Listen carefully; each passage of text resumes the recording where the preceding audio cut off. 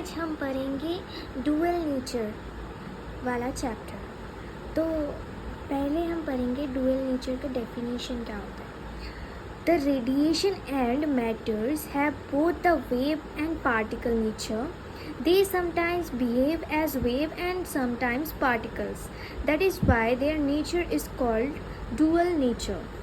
ये समझ आ ही गया होगा आप लोगों को कि रेडिएशन एंड मैटर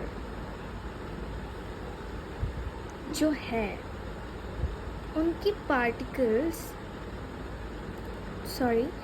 वो सब मतलब वेव जैसे बिहेव करते हैं, ऑल्सो पार्टिकल जैसे बिहेव करते हैं कभी कभी। तो इसको डुअल नेचर कहते हैं। Intensity of light, the moment of light energy incidence on a unit surface area per unit time is called intensity of light.